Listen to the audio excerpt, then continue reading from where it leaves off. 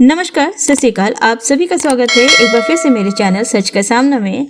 और एक और दर्दनाक और हैरत अंगेज किस्सा सामने आया आज हमारे सामने, जो कि है देवभूमि उत्तराखंड की।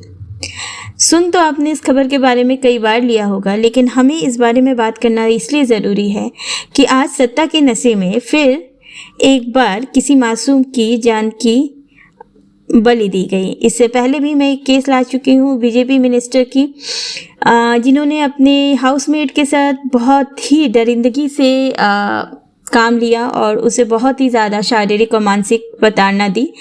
अब ये केस एक और बीजेपी लीडर का है, जिसके बेटे पुलकित आर्या ने बीजेपी लीडर जो उत्तराखंड के हैं विनोद आर्या, उनके जो सुपुत्र हैं पुलकित आर्या के द्वारा एक रिसोर्ट चलाया जाता था। उस रिसोर्ट में काम करने वाली 19 साल की अंकिता भंडारी की हत्या होती है।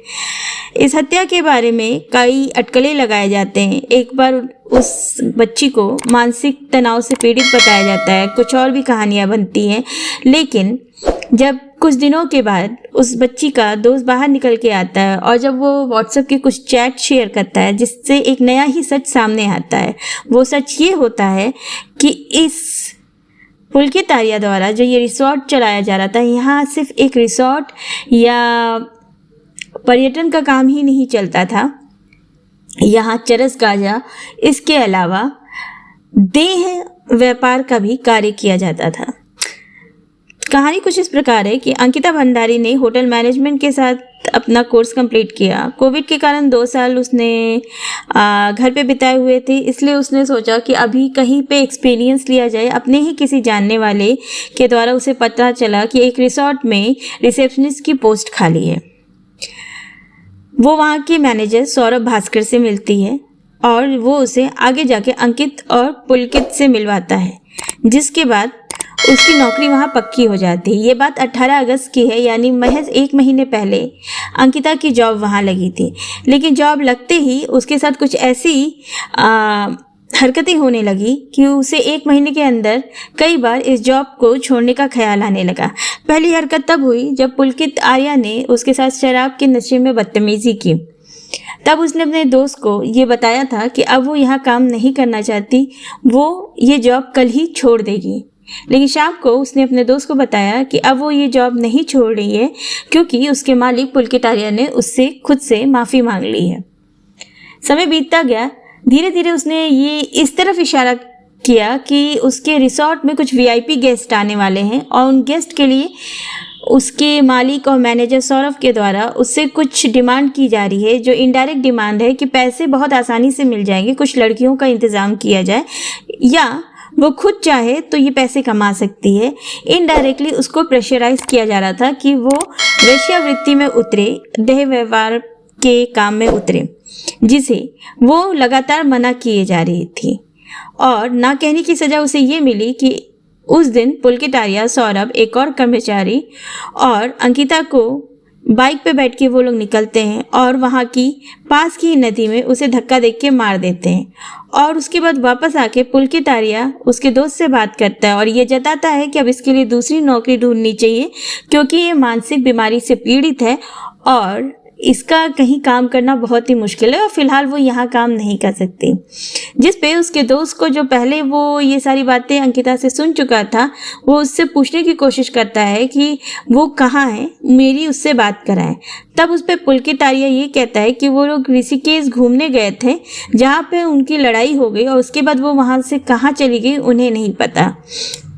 खैर, कहानी में दूसरा मोड़ ये आता है कि इस बीच में पुलकित आर्या ने नज़दीकी पुलिस के पास जाके एक एफआईआर लगाया, जिसमें उसने ये बताया कि उनके फ्रंट डेस्क पे काम करने वाली अंकिता भंडारी अब वहाँ पे नहीं है। उसे आज सुबह 8 बजे ड्यूटी ज्वाइन करनी थी, लेकिन वो वहाँ पे नहीं आई है और वो लापता है रिसोर्ट से। खैर, पुलिस ने भी, चूँकि इतने बड़े मंत्री, जिनकी राज्य मंत्री की संज्ञा तक वो थी, कुछ ज़्यादा करने की ज़रूरत नहीं समझी और एफआईआर आई जाई हुई। 2 दिन के बाद पुलकित आर्या ने उसके पेरेंट्स को बताया कि अंकिता भंडारी अपने रिसोर्ट से गायब है और वो नौकरी पे नहीं आ रही।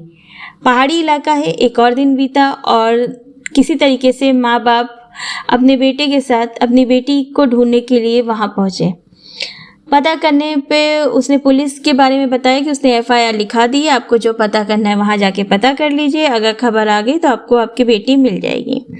फिर इस तरीके से माँ बाप को रिसोर्ट से दूर हटाया गया और पुलिस स्टेशन लगाया गया। वहाँ पे घंटों वो लोग खड़े रहे, लेकिन उनकी किसी ने गुहार नहीं सुनी। इसी बीच जो जम्मू में उसका दोस्त था वो अंकिता के माँ बाप से भी परिचित था, तो उसने उन्हें फ़ोन पे बात की और बताया कि अभी जैसा जो दिख रहा है वो वैसा नहीं है, और उसने चैट्स और किस तरीके की बातें की जा रही थी उसके बारे में खबर दी। इसके बाद माँ बाप ने काफ़ी हल्ला मचाया और रिपोर्ट पुलकित आर्या के खिलाफ लिखने को कहा, लेकिन चूंकि सत्ता के नशे में पागल एक औलाद को पुलिस कैसे पकड़ सकती है, तो उसने एफआईआर लिखने को पहले तो मना कर दिया।